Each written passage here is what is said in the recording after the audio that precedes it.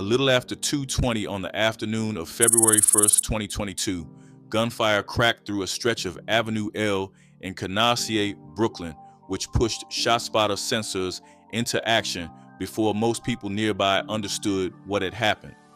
As patrol units started moving toward the location, 22-year-old Tdot Dobson, better known across social media as Tdot Woo, was already fighting for his life near the house where his grandmother lived. Paramedics rushed him to Brookdale Hospital while messages began spreading through Brooklyn's drill scene. Yet, what made the news hit different was the timing, since only hours earlier, he had reached a milestone he spent years chasing. A record deal was finally sitting in front of him. Fresh opportunities were opening around his music career. Then somebody stepped into that story and changed the ending before it even started. To understand why his death shook so many people across New York, we need to go back long before gunfire reached Avenue L. Long before Tdot Woo became a name attached to police reports, hospital records, or endless social media tributes, the neighborhood around Canarsie was already building a reputation that stretched far beyond its blocks.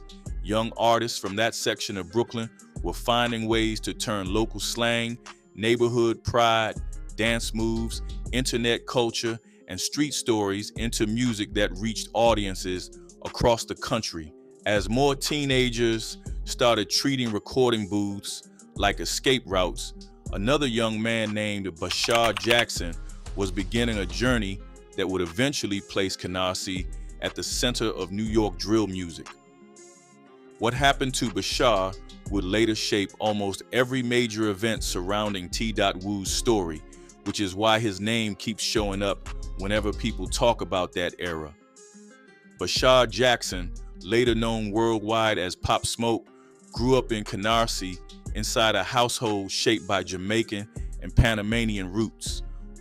His path was rarely smooth, partly due to school disciplinary problems that followed him through multiple campuses before he finally graduated. During one period, he spent years under house restrictions after getting caught bringing a gun onto school property, which forced him to spend more time observing the environment around him. Those experiences eventually found their way into his music, allowing listeners to hear stories that felt connected to actual streets rather than industry marketing plans. Once songs like "Welcome to the Party" started gaining traction, people from neighborhoods far outside Brooklyn suddenly wanted to know exactly where Canarsie was located. As Pop Smoke's popularity expanded, his success carried more weight than personal fame because many residents saw him as somebody representing an overlooked corner of New York. Record executives, artists, producers, and media outlets started paying attention to communities they had mostly ignored before his arrival. His voice became recognizable almost immediately, while his image turned into a symbol for younger artists looking for a lane of their own.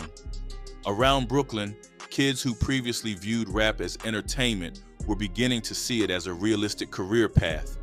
Among those watching closely was a younger creative figure who would eventually become known as Tdot Woo. The word "woo" existed around Canarsie before it became famous, although Pop Smoke transformed it into something much bigger once his music reached national audiences. Through mixtapes, interviews, performances, and viral moments, he helped turn those three letters into a recognizable identity connected to Brooklyn drill culture. As listeners repeated the term, artists started attaching it to stage names, friend groups, social circles, and personal brands throughout the borough. Before long, the label carried neighborhood pride, cultural influence, and connections to Pop Smoke's growing legacy all at once. What started as local language gradually evolved into a movement that reached far beyond Canarsie's boundaries. That influence created an entire generation of younger artists who saw themselves carrying pieces of Pop Smoke's momentum forward after he opened the doors that previously seemed locked. Some focused on rapping, others leaned into social media, while a few found different ways to build audiences without relying entirely on music. Tdot Dobson, belongs somewhere in the middle of those categories, since people first noticed him through movement rather than records. While certain artists gained attention through bars and diss tracks, Dobson became recognizable through energy, personality, and a dance style that people immediately associated with Brooklyn. By the time many viewers learned his real name, thousands already knew his signature moves. Before record labels started showing interest, Tdot Dobson was known around local circles as somebody who could command attention without saying much at all. Friends frequently described him as energetic, outgoing, and naturally comfortable around crowds, which helped him stand out in an environment full of people chasing visibility. Rather than beginning his rise through traditional rap releases, he found a different route by leaning into dancing during a period when short videos were spreading rapidly across social media platforms. That decision placed him in front of audiences who might never have discovered him through music alone. As those clips circulated further, his reputation started growing beyond Canarsie. The biggest turning point arrived when Dobson developed the Woo Walk, a dance that combined loose movement, confidence, rhythm, and neighborhood identity into something instantly recognizable. Videos featuring the dance spread across TikTok, Instagram, and other platforms, allowing people from outside New York to participate in a trend connected directly to Brooklyn culture.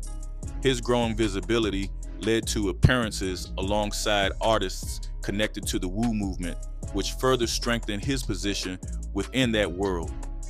He appeared in visual content involving figures from Pop Smoke's circle while continuing to build his own following through personality rather than controversy. At that stage, he was becoming recognizable, yet the biggest chapter of his story still had not arrived. Everything shifted again on February 19, 2020, when news emerged that Pop Smoke had been killed during a home invasion at a rented property in the Hollywood Hills. Details surrounding the robbery spread quickly across television broadcasts, websites, social media pages, and conversations throughout Brooklyn, leaving many people struggling to process what happened. For younger artists who viewed him as proof that success was possible, the loss felt personal even when they never spoke to him directly. In Canarsie, the reaction carried extra weight because residents were watching one of their own become a global star before losing him at just 20 years old. Among the people affected was Tdot Dobson, who publicly mourned Pop Smoke while promising that the work he started would continue moving forward. His tribute reflected emotions shared by many younger artists who believed they now carried a responsibility to preserve the momentum Pop created. As that grief slowly transformed into motivation, Dobson began focusing more seriously on building a career that extended beyond dancing alone. What started as viral movement was gradually becoming music, which placed him closer than ever to opportunities he had spent years pursuing. As the months following Pop Smoke's death turned into years, Tdot Dobson started moving differently, partly because staying known only as a dancer carried limits that were becoming impossible to ignore. While the Woo Walk continued spreading across social media platforms, he began putting more energy into music releases, hoping his audience would eventually connect his voice to the same name they already associated with viral clips. Tracks like Mike Jack and Step started circulating online, while every new upload pulled additional attention toward his pages. The numbers were not putting him alongside major stars yet, although they were large enough to attract curiosity from people searching for Brooklyn's next breakout act. Around the same period, artists like Fivio Foreign were proving that local recognition could quickly turn into national visibility if momentum was managed correctly. That reality mattered throughout Brooklyn drill culture, where attention often functioned like currency, especially for young artists trying to separate themselves from hundreds of competitors chasing the same spotlight. One viral moment could bring industry calls, while one mistake could drag somebody into conflicts they never planned to join. Tdot Woo understood that balance better than most. largely because his connection to the Woo movement placed him close enough to fame to benefit from it, yet close enough to controversy to feel its consequences. While his following continued expanding across Instagram and TikTok, another group of young artists were experiencing their own rapid rises, including names like K-Flop, Dougie B, B-Louvie, Dusty Locane, and Quelly Woo. The same internet algorithms pushing music into millions of phones were also amplifying rivalries, neighborhood politics, and reputations that rarely stayed confined to one borough. By early 2022, Tdot Woo's years of visibility were finally beginning to produce opportunities beyond likes, reposts, and video views, which led him into conversations that many aspiring artists spend entire careers chasing. Million-dollar music saw potential in somebody who already had a recognizable identity, a loyal audience, and a connection to one of Brooklyn Drill's most influential movements. Discussions moved forward, expectations grew, and people around him started believing a major turning point was approaching. Around that same period, he had recently spent time in Los Angeles, exposing himself to possibilities that looked much larger than the blocks where his story began. Family members, friends, and supporters could see the trajectory changing, which made the news feel real once the agreement finally came together. The announcement arrived publicly through Million Dollar Music's social media pages, where the label welcomed Tdot Woo as an official artist while presenting the signing as the beginning of a new chapter. For somebody who spent years building visibility through dancing before gradually transitioning into music, the moment carried extra significance since it represented validation from an actual company willing to invest in his future. People throughout Brooklyn Drill circles shared the announcement, congratulated him online, and started discussing what projects might come next. What nobody realized was that the celebration would barely survive a few days before being replaced by mourning. That cruel timing became one of the main reasons the story spread so quickly after his death. February 1st, 2022 began like a day that should have been remembered for success rather than tragedy, especially after the momentum surrounding the deal continued building. Tdot Woo was back in Canarsie after recent travels, spending time around familiar surroundings while looking ahead to whatever came next. Nothing about the afternoon initially suggested that anything unusual was about to happen, which made later events feel even more disturbing to those trying to piece together the timeline.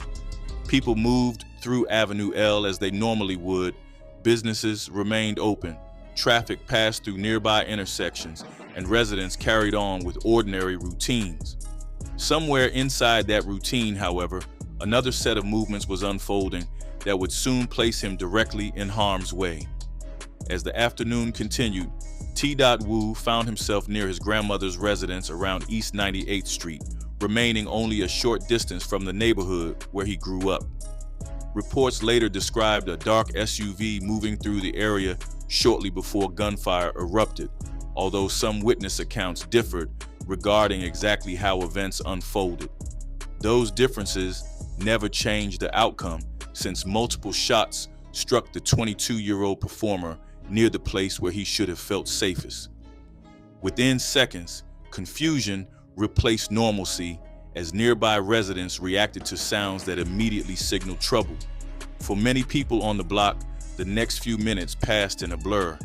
Inside her home, Tdot Woo's grandmother heard gunfire before realizing her grandson was the person lying wounded outside, while emergency calls quickly started reaching dispatchers after people understood the severity of what had happened.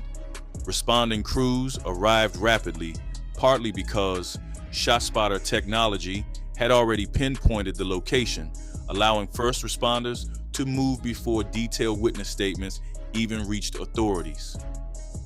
Medical personnel loaded Dobson into an ambulance and rushed him toward Brookdale University Hospital Medical Center, where doctors attempted to save his life. Despite those efforts, the injuries proved too severe, leaving family members, friends, and supporters facing a reality few of them were prepared to accept. News traveled across Brooklyn almost immediately, partly because social media had already connected much of the drill community into one constantly active conversation. Within minutes, posts began appearing from people trying to verify rumors, confirm reports, or understand whether the information was actually true. The same platforms that helped elevate Tdot Woo's profile were now carrying updates about his death. A rapper who had finally secured a deal was suddenly gone before releasing a major project under that agreement. As tributes flooded social media, artists connected to Brooklyn drill began reacting publicly to the loss, while messages from fans appeared faster than anybody could reasonably read them. Fivio Foreign expressed grief for somebody many viewed as part of the broader Woo family. $1 Million Music released a statement acknowledging the killing, which carried an especially painful weight given how recently the partnership had been announced. What should have been a promotional campaign instantly became a memorial. Every conversation about future plans shifted toward questions nobody could answer. Yet, investigators still lacked something far more important than online reactions, which was a clear explanation for why the shooting happened in the first place. Rumors quickly appeared, ranging from retaliation theories to claims involving personal disputes, although none produced definitive answers. Some people suggested his association with the Woo identity made him vulnerable despite no documented gang affiliation, while others believed entirely different motives were involved.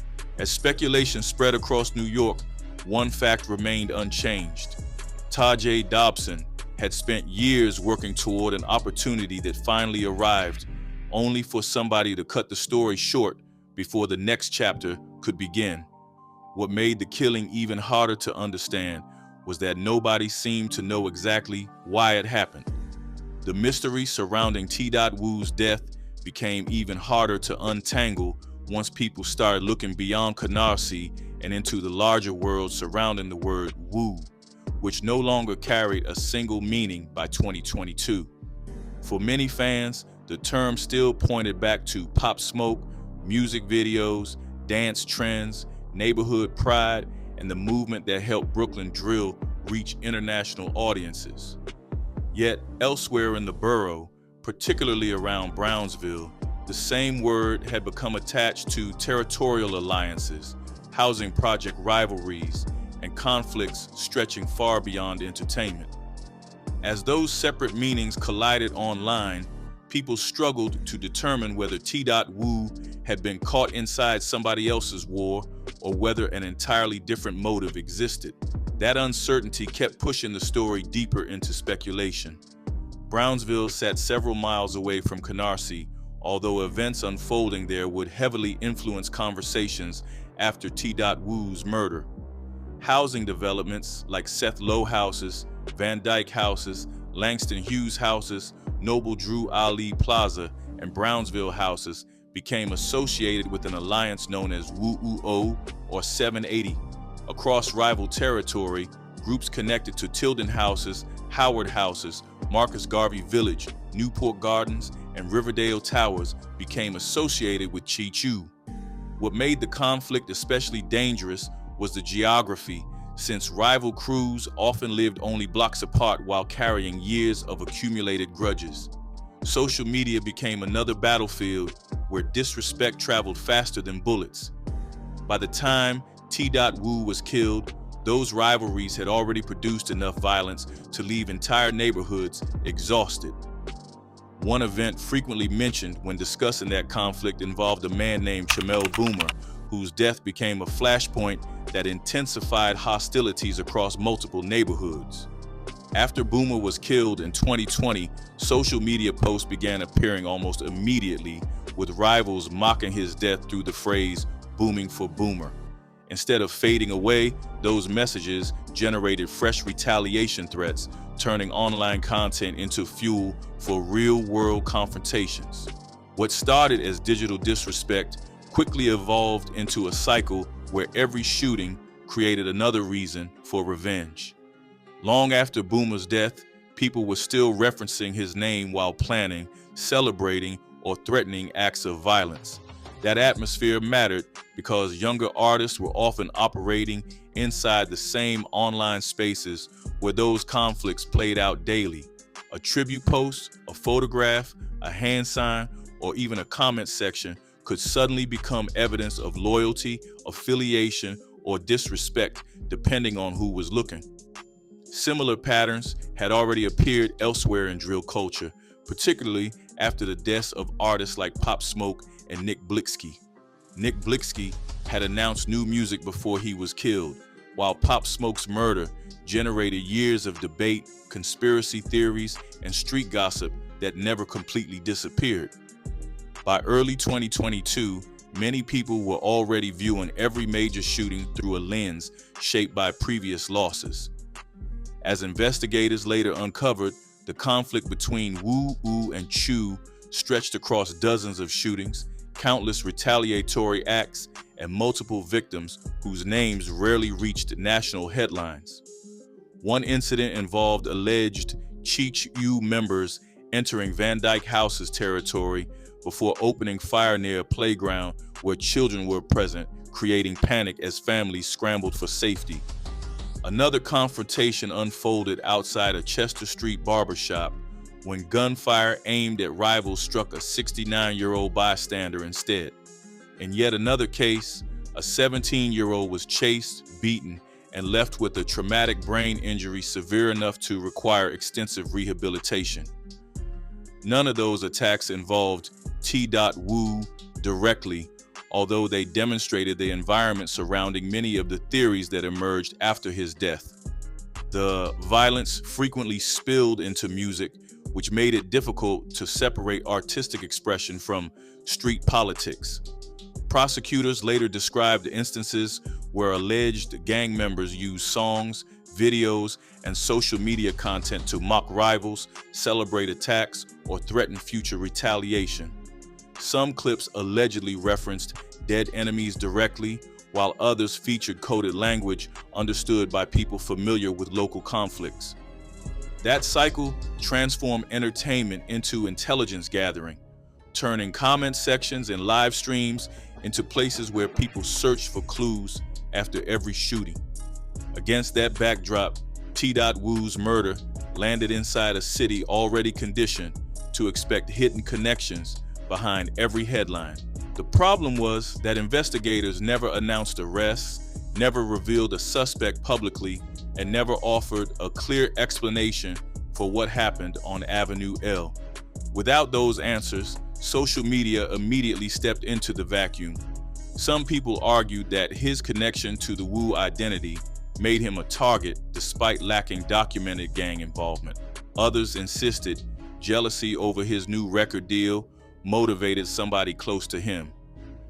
The absence of definitive information only strengthened those competing narratives, partly because drill culture had already trained people to search for explanations inside music, affiliations, old disputes, and internet behavior. Every photograph was examined, every post was analyzed, and every rumor gained traction before facts could catch up.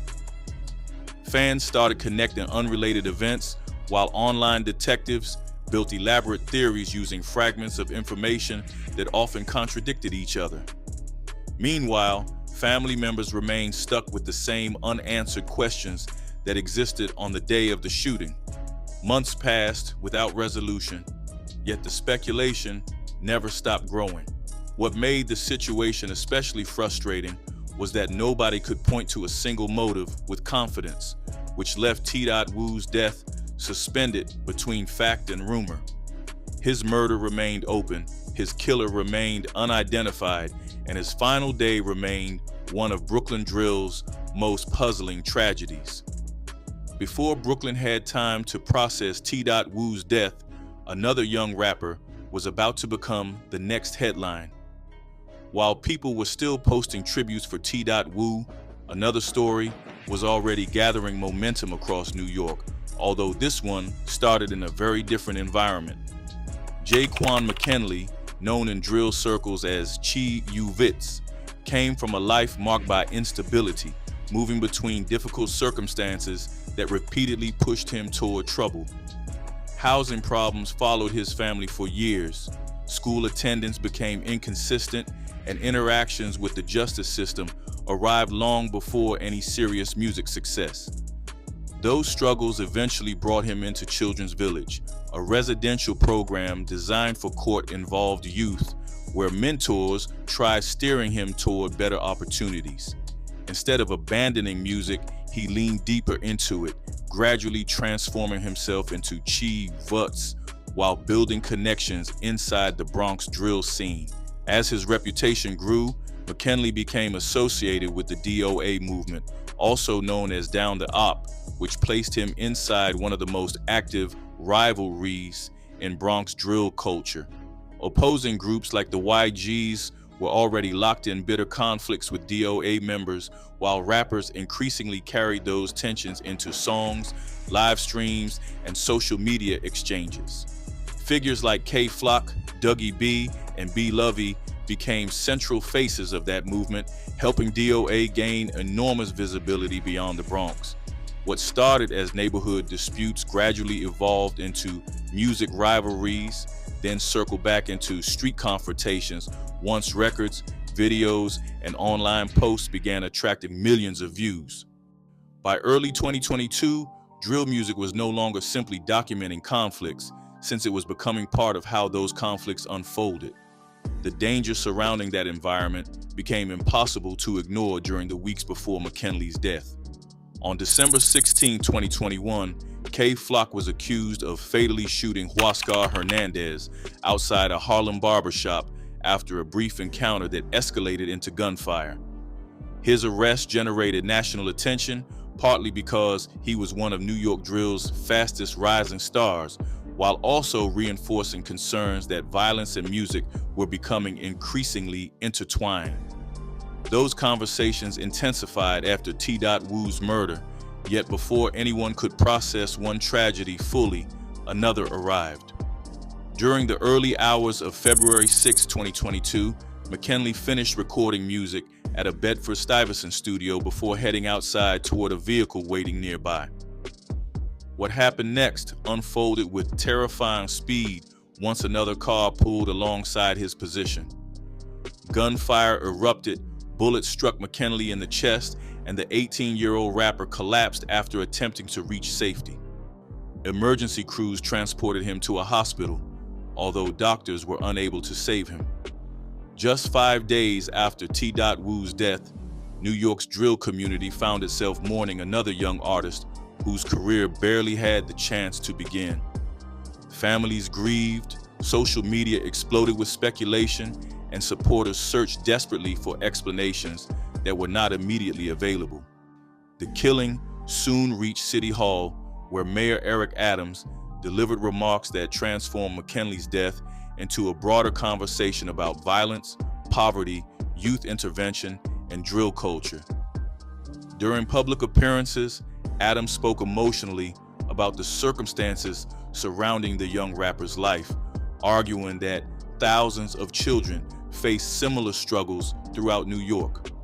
That debate quickly divided artists, politicians, community leaders, and fans, especially after figures within the music industry argued that rap reflected realities already present rather than creating them. Years later, investigators finally made significant progress in McKinley's case when federal authorities charged Paul Johnson, known as PJ Glizzy, in connection with the killing. Prosecutors alleged that Johnson, connected to the original Goons organization, participated in the murder as part of a racketeering conspiracy tied to gang disputes. Those charges brought a level of accountability that many families spend years waiting to see.